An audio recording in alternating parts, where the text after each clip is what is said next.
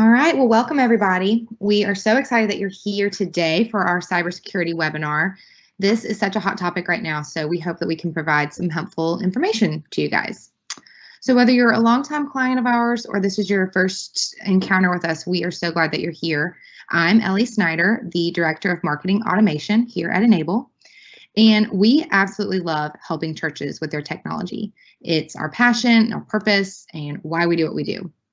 So specifically today, we hope to help you guys learn something relating to church IT security, specifically cybersecurity, and I'm excited for Melody to teach us something. But before we begin, there's a few housekeeping items. So you can pause and rewind the webinar at any point. Just use the icons in the bottom left of your screen.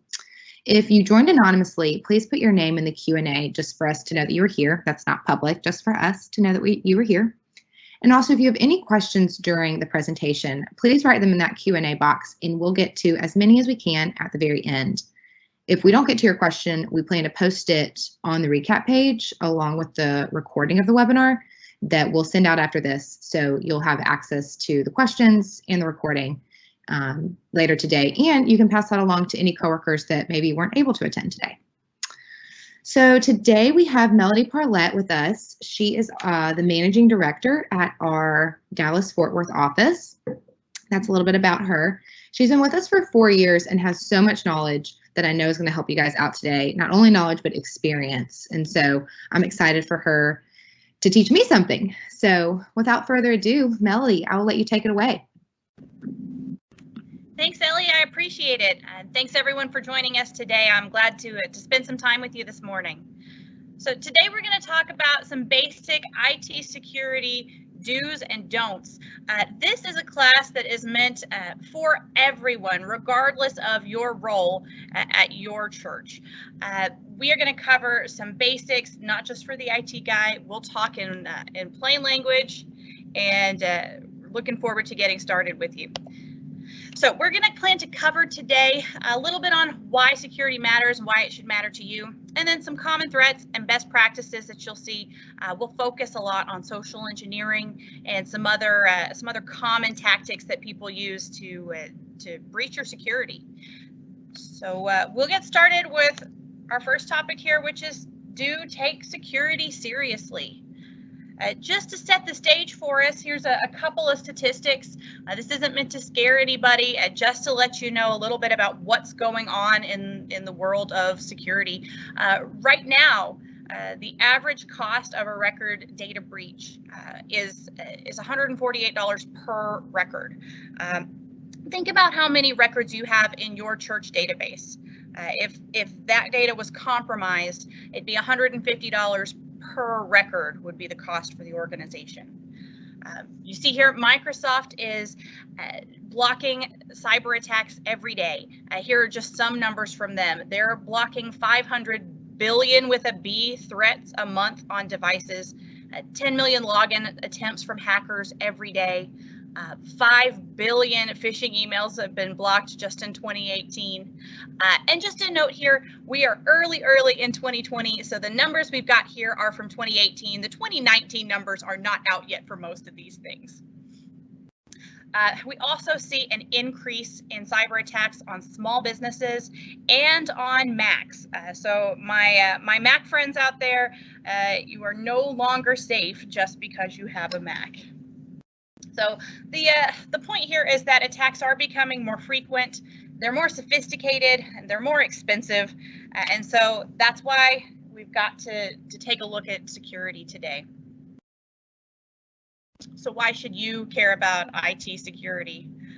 Obviously, there can be financial consequences for breaches and security. I'll give you an example. I've got a church client that I work with that put in a phone system. They had voicemail just like we all do, but one of their users never changed their password from the generic number where when it was first set up, you know, that 1, 2, 3, 4, 5, 6, whatever that number was. They never changed their password to something secure. So one day, someone somewhere was able to guess the password and get into her account and into the church's phone system. Over the course of 1 hour, They were able to rack up $15,000 worth of long distance calls, and the church was on the hook for that. So there can be real financial consequences when your data is breached. There's also the possibility of the personal data or confidential information that gets compromised. This is important stuff. We've got a trust relationship with the people who call our church home. They trust us with their data, their finances, their personal information, their counseling notes, and it is important that we protect those things. Nobody wants to see that stuff get out into the wild. It could certainly cause a lack of trust, a loss of reputation, embarrassment, all those kinds of things. So there is only so much that IT can do for you when it comes to security. You have to care about it because the rest of it is up to you. So this is the 90-10 rule. 10% of security safeguards rely on technology. The other 90% of safeguards rely on you and me, the user, to use that technology correctly. So here's an example. The lock on your front door is the 10%. That's your technology piece.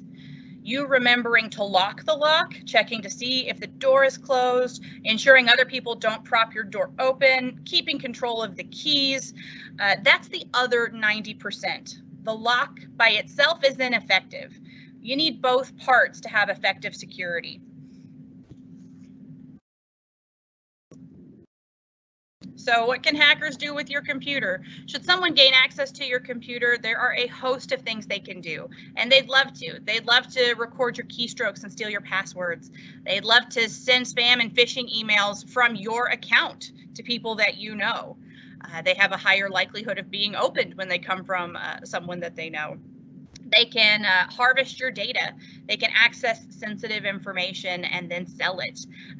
They can distribute illegal or inappropriate content and slow down your whole network. So the moral of the story is it's a giant pain when this kind of thing happens. And so it's important to do everything you can to protect it. You have data that people want. It is valuable, and so your security matters. Okay, don't get tricked into sharing confidential information. This is probably the most common threat that we face as churches. In ministry, our natural bent is to want to help people and assume honest motives, and attackers know that. They use this to their advantage. So the threat we'll highlight here is social engineering. Social engineering is scary because it doesn't require any technical skills. It is when bad guys or hackers or whatever you'd like to call them, they use social interaction to steal data or gain unauthorized access. So your grandma would be an excellent social engineer because she doesn't look like a hacker. And a lot of people who are attempting to gain data from you don't look any different from a person who has honest intentions. So you've got to keep your guard up and look for red flags. People who are using social engineering are specifically using strategies to they'll find and use your information. So anything you've got posted online, the college you went to, your former job, whatever is out there that they can find, they'll use that and try and build a rapport with you, find some common ground. They'll exploit familiarity. They will exploit sympathy. And as I said, they know in the church space that we are predisposed to be sympathetic toward stories and towards people trying to talk with us and get information, because we do have that desire to help people. That's how we're wired. And so be on the lookout for people who are looking to take advantage of those security weaknesses. It is so hard to protect information in the human mind, much more difficult than it is in a database.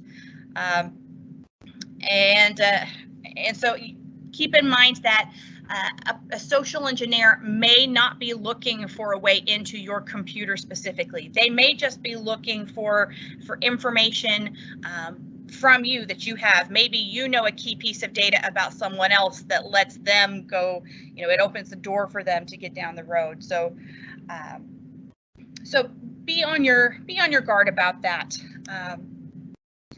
One thing to look out for is that victims tend to lower their guard when they feel like they're talking to someone familiar. So a familiar person, it seems perfectly normal. They don't set off that, who is that and why are they here alarm in your brain. And so social engineers will try to make everything appear perfectly normal. If you've ever had Microsoft call and tell you they needed to do maintenance on your computer and they just need your password, that's someone trying to set you at ease because it's a company you're familiar with, and they must know something because they call and they knew you had the computer. And so be careful with those kind of things. They are red flags. I'll tell you, if you are one of Enable's clients, we will never call and ask for your password. We are not going to proactively do anything on your computer without your knowledge. You've seen the pop-ups on the screen that say, hey, we need to restart for maintenance, that kind of thing. You always get to agree to that first. So if you've got someone calling in and impersonating us, that's a red flag. It's not something that we would do. So let me show you a quick video here that gives you an example of social engineering and just what it can look like. So I invited a few of the world's best hackers to try to hack me and show me where my vulnerabilities are. And now I'm going to meet them in Las Vegas for DEF CON, the biggest hacker convention of the year. They're going to hack me using social engineering, which is essentially hacking without any code. They just use a phone and an internet connection.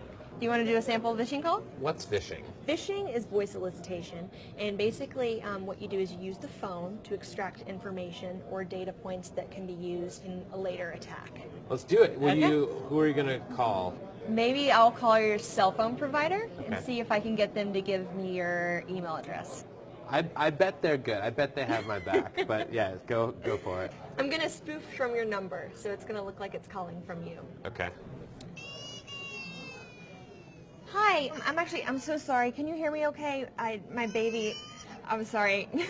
my husband's like, we're about to apply for a loan and we just had a baby and he's like, get this done by today. So I'm so sorry. I can't call you back.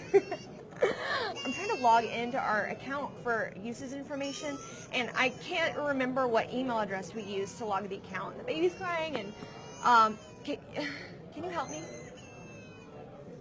Awesome.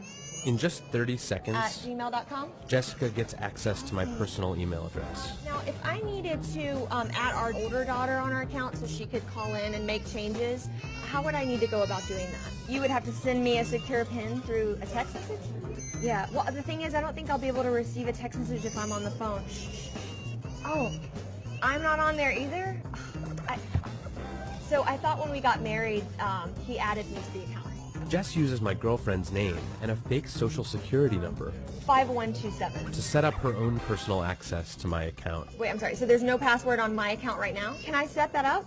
She even gets the support person to change my password. Thank you so much for your help today.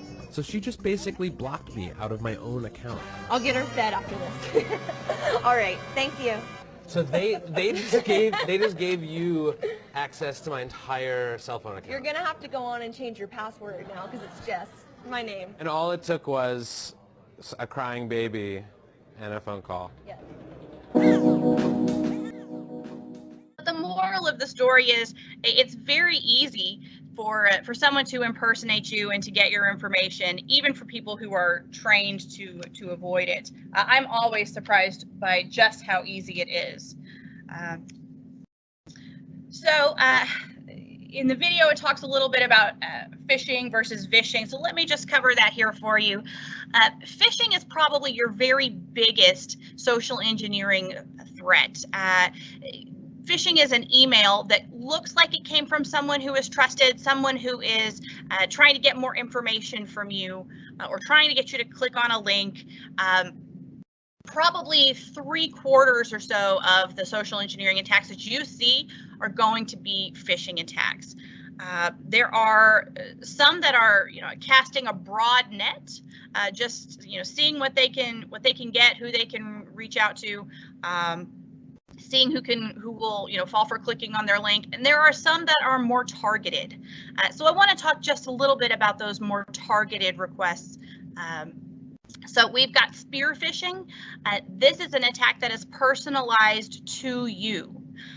So if someone is going after you specifically, maybe they've checked your LinkedIn page or your Facebook or the church website, they found out what role you play, and they're targeting some questions, trying to get some information from you specifically. And the other one is CEO or lead pastor fraud. And these are emails that appear to be coming from your organization's leadership. And they're usually requesting money or maybe gift cards or information, something like that. We have seen lead pastor fraud typed phishing emails really increase over this last year. I'll bet that most of you listening in today have experienced getting an email or a text or something that looks like it came from maybe your executive pastor. I know a common thing is for an email to come in from the executive pastor that says, "Hey, I need you to buy some gift cards so that we've got them to give out to for whatever reason." In fact, I have one client who received a message just like that, and they went out and they bought the gift cards, and instead of just holding them in the office for the pastor, this assistant knew where he was, and so they went ahead and went out to where he was and knocked on the door and said, "Here are the gift cards you asked for. I've gone that extra mile and brought them to you. I knew you needed them." And he looked at the assistant and said, "What are you talking about?" And that was the first time that we thought to question, is this something my executive pastor would really ask for? Vishing is basically just a phone call version of phishing. So it's when you get that phone call from fake Microsoft or fake Apple or a fake IT vendor, or someone pretending to be from maybe another campus of yours, or someone that you might have done business with, trying to get some more information from you. So that's just the phone call version of this email threat. The other form of social engineering that you might be up against is tailgating. And tailgating is especially something to look out for at a church because you have buildings that are generally open to the public. And so tailgating is a method that someone might use to get access into some place that they shouldn't be. So they might just follow in behind someone who has a pass to get through the door. They might try carrying a large package and just asking, "Hey, would you mind opening the door? I'm on my way to Rod's office." And because we are loving, caring people, of course we open the door for them and let them in. But I just want to remind you here to be vigilant about who is going into your secure spaces. Physical security is also IT security.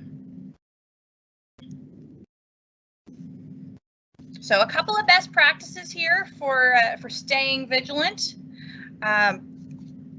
We want you to make sure that you have thought through if someone calls pretending to be your IT department or calls from a trusted vendor, that you know how you would respond. Stopping these attacks depends on you. All of the IT security you could implement in the world doesn't take the place of your common sense and critical thinking. You and the rest of your staff is the front line against attacks like this. So success or failure depends on you. So what does that mean? For you, it means trust but verify. If you are not confident of the identification of a person who's calling, hang up the phone, call them back at a number that you know is them. That's one way to go. Trust but verify, ask for ID if someone's walking into your building. Reach out to your IT department if you think someone's trying to gain access or asking to reset a password or something, and they'll let you know for sure if that's something you need to do or not. But having a culture where it's open to ask questions and trust but verify is super helpful when it comes to stopping attacks like this, because sometimes it's just that we don't have the right information. I got an email once from the president of my company asking for some information. And what did I do? I immediately turned around and texted his phone number that I knew was him. And I said, hey, did you send me this email? And he said, nope, I sure didn't. So, okay, great. Well, we've avoided a problem here because we had that open communication. So don't let embarrassment or fear get in your way. If you've got a question, if you're not sure, it is better to ask. I'll give you this example. We've had a client here who had a pastor email in and say, we're getting ready for this mission trip. There's some things we need to pay for in advance. Please go ahead and wire some money to this, foreign bank account. And that seemed pretty legit. The church actually was planning a mission trip, and it was coming up pretty soon. It had been posted on their website, and so they went ahead and they cut the check and they sent it over to the bank. And the bank is the one who said, wait a minute, this doesn't look quite right. This isn't how you usually process your payments, and it's not a normal place to send your money. So we're just going to stop and ask. And when that came back and it did go through the channels at the church, it found out that it was a fraudulent request. So if it hadn't been for the bank, that church would have been out almost $500,000. So it's really important that we stop and use our critical thinking before we just blindly respond to requests, even when it looks like they're coming from our boss or our senior leadership. The other thing that we need is training. So I applaud you guys for being here today and getting some new tools to put in your belt. Training has got to be ongoing. I don't know which is the better analogy. It's either like a flu shot or like a fire drill. You've got to keep going after it so that it stays at the top of your mind and it becomes an automatic response when a threat comes up. All right, let's talk about our next threat here, which is ransomware. Some of you are familiar with some recent ransomware attacks, or it's something that you may be, concerned about preventing at your organization. So let's just talk a little bit about what it is. Ransomware allows an attacker basically to kidnap your data by encrypting it. So your data then is held hostage unless you pay for the encryption key. Attacks can come through email attachments or infected websites. They can come from all over the place. And so your data then is held hostage unless you pay for it, basically. And the amount of money that people are asking for to get your data back is growing astronomically. You may have seen that this happened to the city of Carrollton recently, which is in the Dallas, Texas area, and it had impacted their fire department and a number of other services for the city. So this is a real and present threat. So there are a few things that you can do to help prevent ransomware at your organization. The first is be cautious when you're opening attachments or clicking links in emails. We will talk a little bit more about email security in just a minute. Also make sure that your antivirus is up to date. Having an antivirus that is working in real time to protect you against the latest and greatest threats is really important. If you let it go out of date, it's only going to protect against threats, the older threats. It's not going to protect against the newer things. And security is an arms race. As fast as the good guys are working to prevent attacks, the bad guys are finding new creative ways to attack. So it's important to keep your security tools up to date. Number 3, report suspicious activity as soon as possible. Don't let embarrassment get in the way. If you accidentally clicked something and you realize you shouldn't have, don't fret about it. Don't ask your coworker if it's really a big deal. Just contact your IT professional as soon as you possibly can. And if you do suspect that it's ransomware, power off or unplug your computer. That will limit the access that they have to your data and what they can reach to encrypt. And finally, keep your data backed up. Because outside of paying the ransom for your data, there's really not any way to get your data back unless you have a backup. So it's important that you keep that backup. You don't want to be in a position where you have to resort to paying to get your data back. That just encourages people to keep doing it. Okay, let's talk a little bit more about email security. Of course, be suspicious of emails that you weren't expecting, of links and attachments. We're going to look at some red flags here, courtesy of KnowBe4, which is a tool that I'll be talking about in a few minutes. So what you see here are some common red flags, things you can look for in an email, especially if it's an email you weren't expecting to get, to make sure that it's legitimate. So here are some red flags to look for. Check the from line. Check to see if it's someone that you usually talk to, or if it looks like it's maybe a suspicious domain.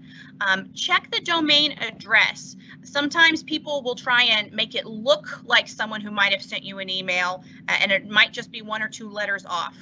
Bankofamerica.com looks a lot like bankofarnerica.com. So pay attention to that. Look at the to line. If you're one of a group of people on this email and it's people that you don't know, that's a chance that this is spam or phishing. Hover over any links before you click on them. When you hover a link, it will pop up. It'll pop up a text box that will show you where that link is going. If the address that pops up there is different than the one in the email, that's a big red flag for you to know this may not be safe. There are some other things that you can check here as well. We'll make sure that you've got a copy of this that you can take a look at. I encourage the people that I work with to print a copy of this out and just put it at your desk as something that you can refer back to when you are questioning, is this email, you know, does it give you that feeling in your gut that says, hey, maybe this isn't quite right? Trust your gut, but here are some ways you can double check.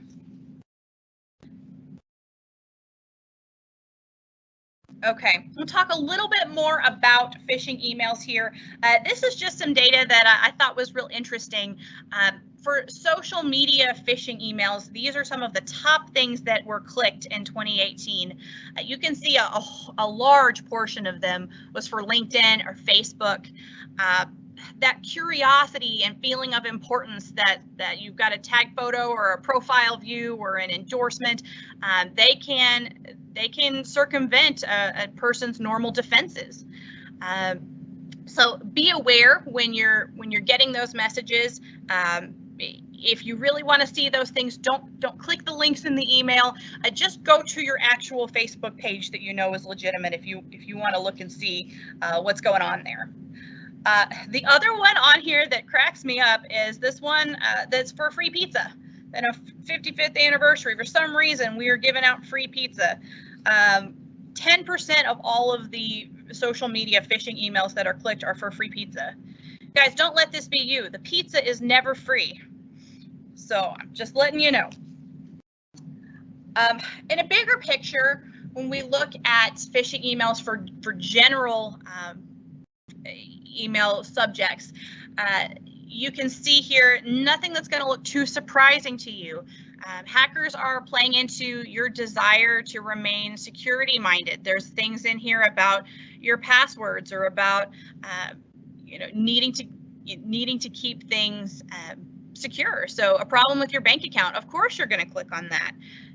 But hackers know that, so they're going to try and set up emails that look legitimate for you. Password management is a popular way to get people to click on a link. So the one here that says, password check required immediately. Something may be wrong with your password. We need you to reset it in this box. Well, that is an excellent way for them to get your password. So just be aware of things like that. These types of attacks are really effective, and we want to make sure that that you're protected against them. And so here are some best practices. First, don't let curiosity get the best of you. If you are not expecting an email, don't click on it. everybody wants to get a resume in and see who wants to work for them. Everyone likes to see, salary information for their teammates that was accidentally emailed. There's some very popular ways to get you to click on links. So be careful. Use healthy skepticism. If your leadership would not have sent that email, they probably didn't.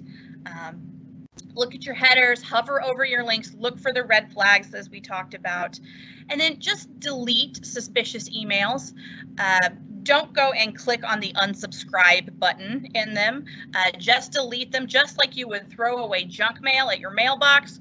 These emails don't need any further attention or action from you. You can just delete them and sleep easy at night. Your email providers like Microsoft and Gmail, they are working hard to prevent phishing and spam emails from reaching your inbox. However, as we all know, these emails, they still get through with regularity. If you're looking for a way to make it easier to deal with this kind of email threat when it does get past that normal filter, we do have a tool that can help. It's called Iron Scales, and it is an anti-spam and anti-phishing system. It actually catches messages that are missed by Office 365 and G Suite filters. This tool adds banners that are very easy to notice at the top of suspicious messages so that you know to give this one a little more attention. And it also provides really easy cleanup buttons and ways that you can report if you think you've detected a malicious or suspicious email. If you want to talk more about Iron Scales, you just let us know. But there are tools out there that can really help make this easier for you.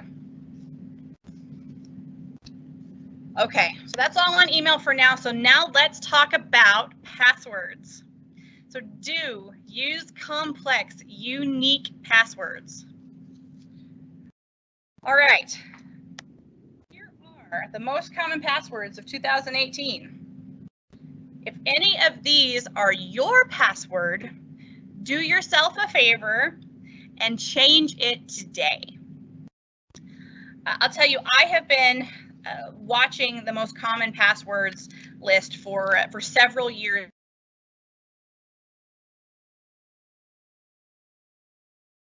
Password. So if one of these is yours, the hackers are on to you. They know these passwords. They're going to try them first. They are not secure. So please do take a look at those and think about your passwords. Some of these at a glance look like they might be secure. They don't look like dictionary words. It looks kind of like a random string of information, but they are actually keyboard patterns. And I'll tell you what, the first time I set a password with a keyboard pattern, I thought, aha, this will be difficult to guess because it's a hard word, but easy for me to remember because of the pattern that it is on the keyboard. But the hackers were onto that too. So here are some of those to look out for that are not as secure as you may think they are. Computers and hackers are really good at picking up on patterns like this, so be careful with that. Now, there is one password on this list that technically meets the best practice requirements for a secure password. Can you pick it out of the list? It is password 1. So this password has at least 8 characters. It has got capital and lowercase letters. It's got a number in it. Technically, this password meets all of the requirements or the minimum standards for a secure password. However, I point out here that just because it technically meets the minimum standards does not make it secure. So be careful when you're setting passwords, especially with the number 1 on the end. So, hey, let's talk about some practices, best practices for your passwords. All right. Use unique passwords for each website or each login that you have. Here is what we're seeing as far as threats for passwords right now. Right now, you may have a login account for your email at church, and you may also buy stuff on Amazon for the church. So when you put your, when you create that Amazon account, there's a decent chance that maybe you're using the same email address and password that you used for your church login account. It's easy to remember. It's all for the church. You just use the same password for all of your work stuff. Here's where the problem comes in. When that third party, when that Amazon or whatever other website you might be logging into, if their data is compromised and the passwords are exposed there, then somebody out there has your email address and your password.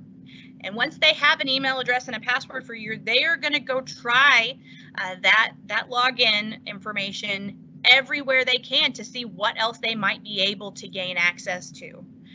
So when you use the same password for Target and Netflix and your bank account, if any one of those gets compromised, the rest of them are in trouble. So because of that, we have to recommend use a unique password for each website or each login that you have. So this is the point where we go, oh my goodness, that's so hard. I can't remember all these passwords, and you're saying they have to be strong and complex, and I have to change them every so often. It's too much. I can't do it. I'm just going to write it down on a sticky note and put it under my keyboard. Well, there is a tool out there to help you. This is a gift to your future self. I'm going to recommend for you today, go download a password manager. There are several of them out there that have different features. The ones that we recommend are 1Password, LastPass, and Dashlane. These are a couple of good ones if you're looking at what might work best for you. I personally use LastPass, and here's what it does for me. I set up my LastPass account with one master password, and then inside my password manager, I store all of the other passwords for all of my other logins for everything. And whenever I go to log into something, now it has my password automatically. I don't have to remember it. There's even a button that I can click inside that password manager that will generate a secure password for me, so that I don't even have to come up with them on my own. It is very easy, convenient to use. It works across your computer, your tablet, your mobile platform, whatever you're using. A password manager can help you out. I highly encourage you, make your passwords strong, use a password manager to protect them. A couple of characteristics of strong passwords. These are our minimum recommendations. Use a mixture of upper and lowercase letters, numbers, and symbols. You can also include a space in your password, and that is something that most people are not doing. And so it can really help up the security of your password. It's going to be a lot less likely to be guessed. It also should be at least 8 characters in length, and it needs to be easy to remember, but difficult to guess. So think about it like a passphrase instead of a password. So maybe you can tell a story with your password like "my cat ate my breakfast," or maybe you look at it and say you wanted something with baseball. Well, "take me out to the ball game" is a lot more secure than baseball. So if you can make it longer and still have it something that's easy for you to remember, personal to you, but difficult to guess, that is a wonderful characteristic of a secure password. Passwords will not protect you if you don't protect them. So make sure that you don't share your password with people. This is something that I want to spend just a minute on with my church staff friends. I know from working in ministry that a lot of times we've got volunteers who need access to things, or we need someone to run and print something for us. When you give out your password, you can no longer control that password. You cannot with 100% certainty know who has it or what information is available to other people. So don't give out your password. If you're needing to get access for a volunteer to get some data, talk with your IT professional about how to best go about getting that for them in a way that still protects you and your information. I'll leave you with this. Passwords are like underwear. Don't leave them out where people can see them. Don't share, and change them sometimes. Okay, the other thing to talk about passwords here is multi-factor authentication. You may or may not have heard this term, so I want to just let you know this is, if you're not doing it yet, this is the next level of protection for your passwords and your logins. You are likely using this somewhere in your personal life, maybe with your banking app on your phone or something like that. But just know that this is coming if you haven't seen it yet. So single factor authentication is when you log in with your password. There was one way that it checked your verification. It is something that you know. So it required that you tell the system your password, which only you know theoretically, so that you can get in. Now, multi-factor authentication is when you add another factor, another verification point to make sure you are who you say you are. Because, as we know, passwords can be guessed or compromised or shared. So multi-factor authentication is something that you know, your password, plus also something that you have. And so very commonly right now, it may be that you get a text with a code on your phone, and then you also input that code into the website you're logging into, or maybe you read it back over the phone to the person you're talking to, something like that to verify your identity. So that's a wonderful thing that you can do to increase your security, is to go ahead and set up multi-factor authentication when it's available, when you're prompted for it. Say yes. That's a wonderful tool to protect yourself. Okay, don't leave sensitive information around the office. As we talked about, physical security is IT security. You may not know who has access to your space. People have more access to your space than you may think. Even in your offices that are access controlled, there are visitors that come through, there's maintenance staff that comes through. You never know who's going to come through your space. So be careful with what you leave out and available for people to look at. Documents to protect include resumes, financial documents, of course, anything with personal identifying information. So if you've got dates of birth or social security numbers on say a camp registration form or something, be careful with where you let those sit around the office. Of course, counseling and pastoral notes, benevolence notes, employee records, and of course, passwords. So just be careful with what you do with these. If you're not sitting at your desk and this information is, that's a red flag and a security risk. So make sure you lock that stuff up, or shred it when you're done with it.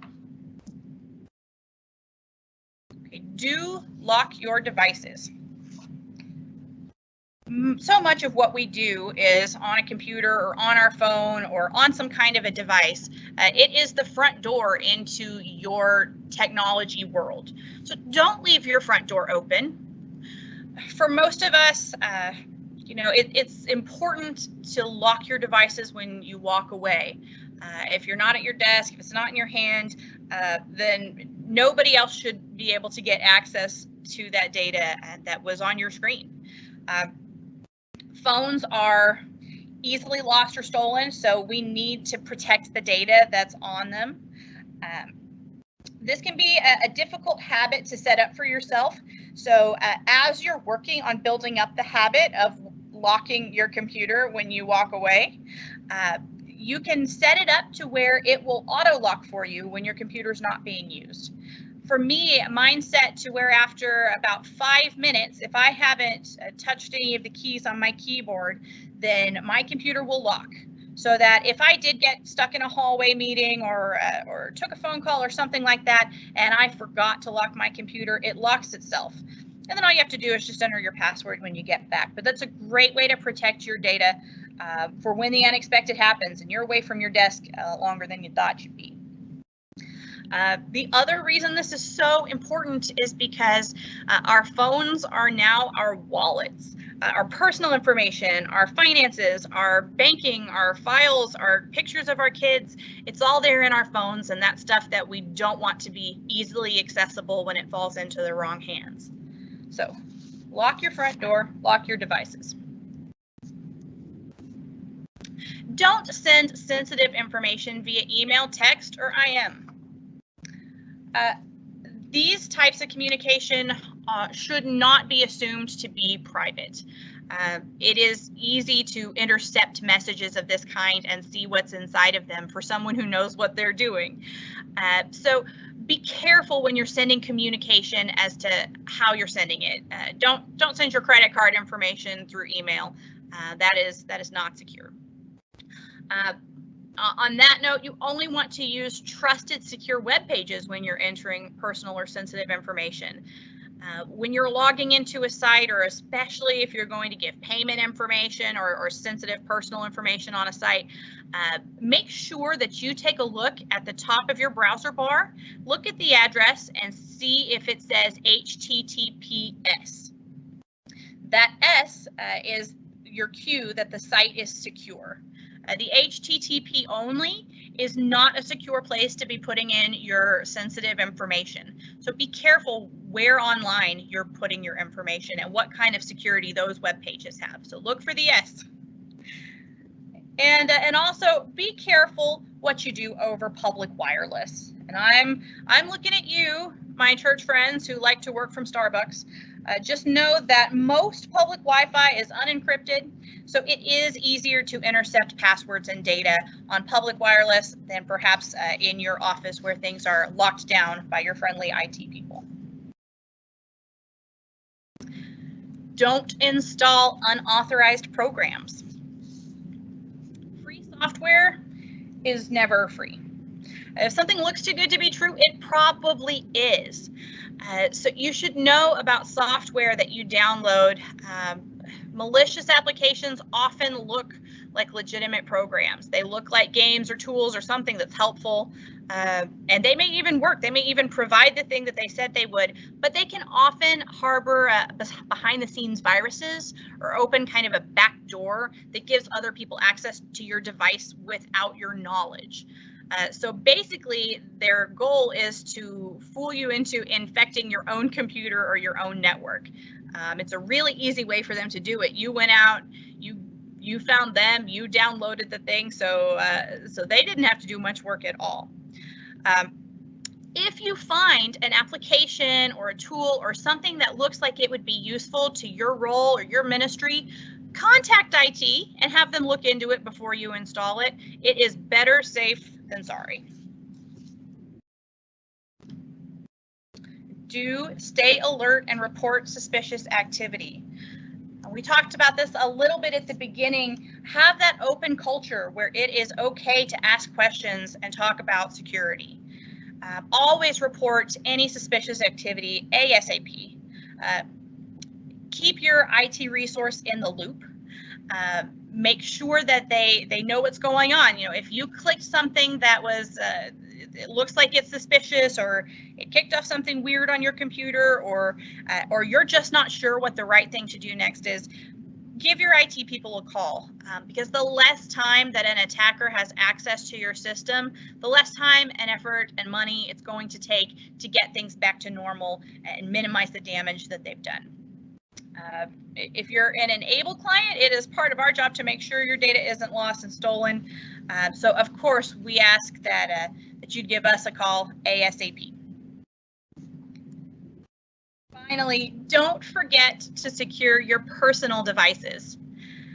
In this day and age, there's a gray area around work and personal devices. I have my work email on my personal cell phone, and sometimes I check my personal email on my work computer, and there is a little more gray area about where your data lives now. It is no longer just, you know, all of your work stuff lives at work in the office.